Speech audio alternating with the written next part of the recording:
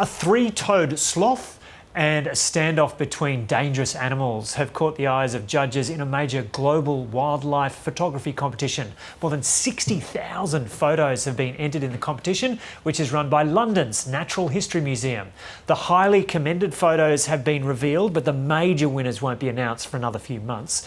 The museum's Hannah McCartney, the head of the competition, joins us now from Guernsey. Hannah, g'day. So this is a huge undertaking, 60,000 entries. How do you go about assessing so many? Hi Joe, thanks so much for having me.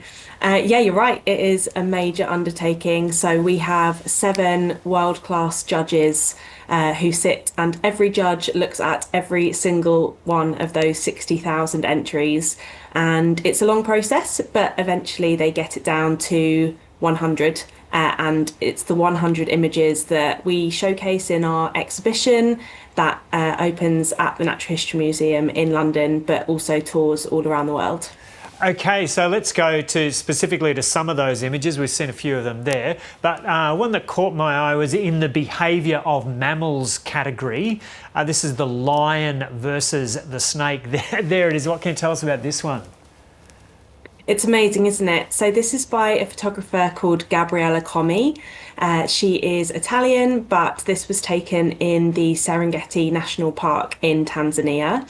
And basically this lioness was sleeping and the cobra sort of snuck up on them, and in a flash, the lioness was up and in protecting mode. So this is a snapshot of a bit of a standoff between the two of them. And in the animal portraits category, there's this Arctic wolves shot, which is just magic. The wolf there on the right kind of doesn't even look real. I know, isn't it amazing? So this one's got a special place in my heart. This is by Amit Ishal. He's from Israel, but the picture was taken in Canada. And initially we thought this was taken in black and white. But actually you can see that wolf really close to the camera has got a big golden eye looking right into the lens. I just think it's magical, this one. Absolutely love it. And in the wetlands section, there's this amazing image. It's kind of hard to work out what it is because there it is, because the clouds are just reflected so perfectly. Exactly, yeah. So this is taken in San Francisco by a guy called Jason Todorov. And it's an area of wetland that's actually being rewilded at the moment. It's a really amazing environmental story. So they're removing a lot of the artificial dikes that were there, and that's allowing native wildlife and salt-tolerant plants to re-establish themselves and go back to how it was before the industrialized salt works that were put there by us. But it really does look like something from outer space, doesn't it? It's amazing. Yeah, it's really hard to work that one out. And in the urban wildlife section, there's this beautiful image of a sloth clinging to a fence. That's right. So this one's by Emmanuel Tardy from France, but the picture was taken in Costa Rica. And this sloth had just crossed a road. Luckily, the cars slowed down and stopped for it. And once it had reached the other side, the photographer waited and then took a picture.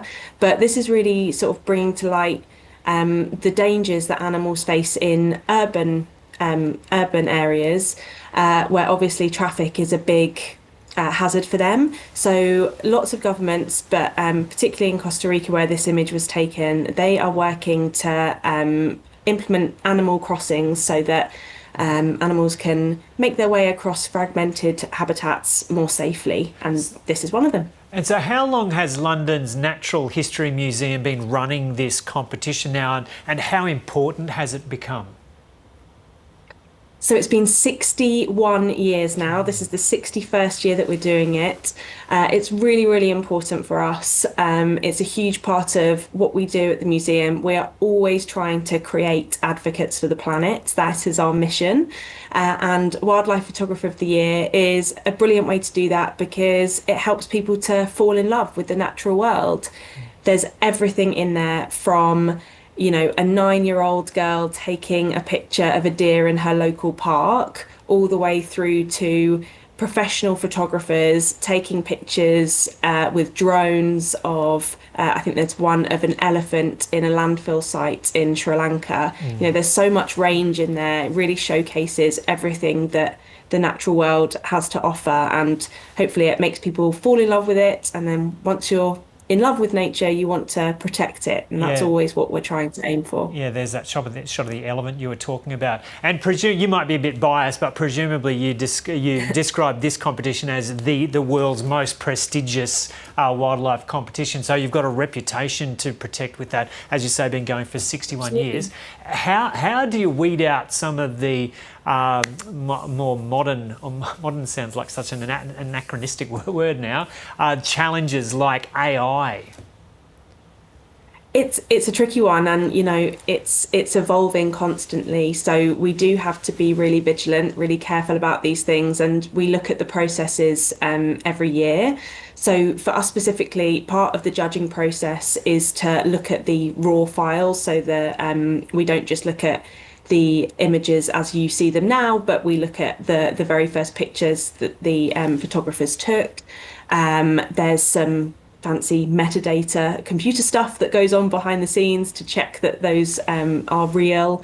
And we also look at the before and after photos, so we can see sort of if there's any movement, we can see that something is natural, and it's it gives us some more confidence in terms of figuring out which ones are real and which ones are not. We do always get AI things submitted, but touch wood, we haven't had any awarded. These are all absolutely real. Good stuff. Okay, I feel your passion for it, and it is such a wonderful competition. So thanks so much for having a chat to us from Guernsey. Hannah McCartney.